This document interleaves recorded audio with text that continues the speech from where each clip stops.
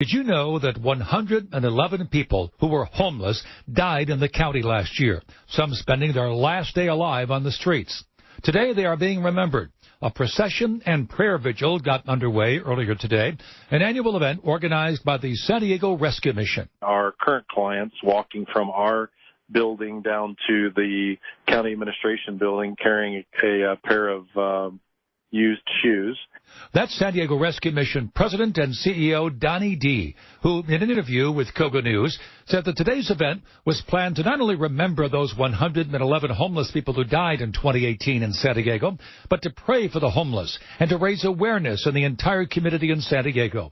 I began my interview with the San Diego Rescue Mission President and CEO by asking him about the current status of the homeless problem here in San Diego. I've been at this 18 months, and so part of what pulled me away from a 27-year career was I wanted to be a part of the solution. And I think anybody would tell you that the number of people on the streets, based on a count that we do every year, is either growing or has, at the very least, has stayed the same. And so I think over the last 5 years, those numbers have increased, might have stayed the same in the last 365 days, which is good news.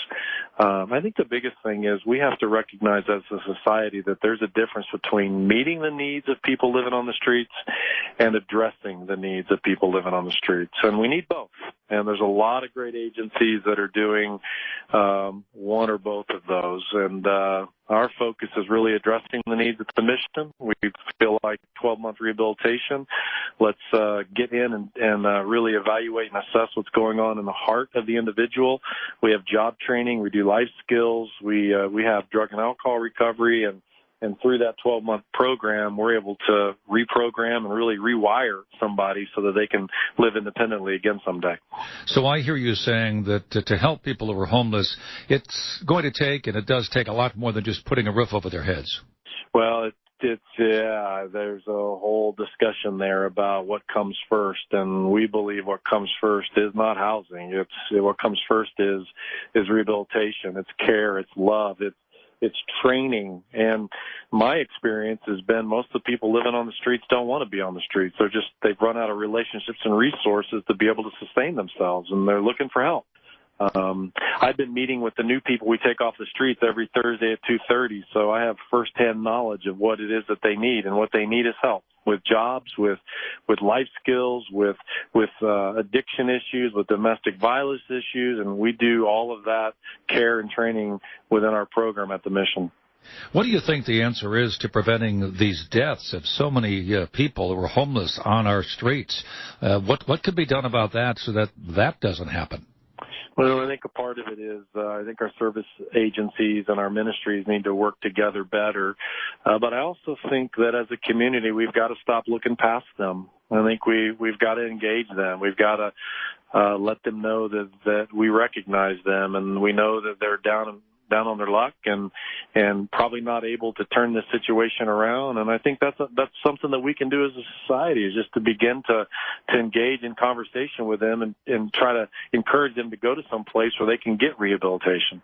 When you meet these some of the people who are homeless for the first time, as you said, every week, and you talk to them, what's the greatest challenge you face? Wow, great question. It's not drug and alcohol addiction.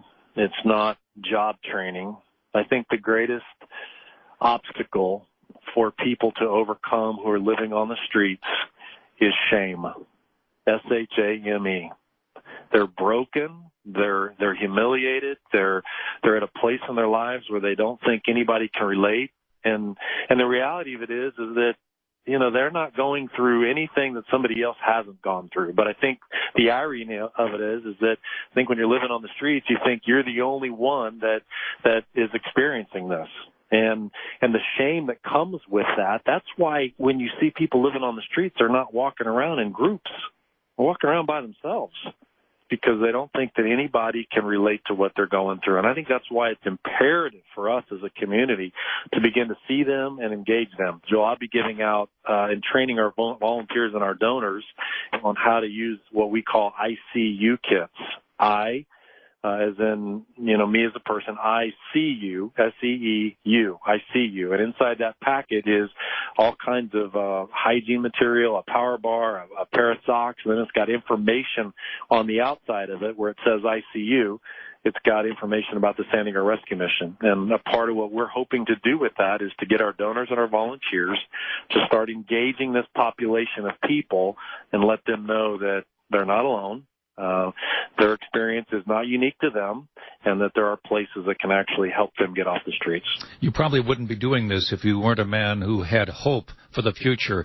How optimistic are you that the situation here in San Diego will improve?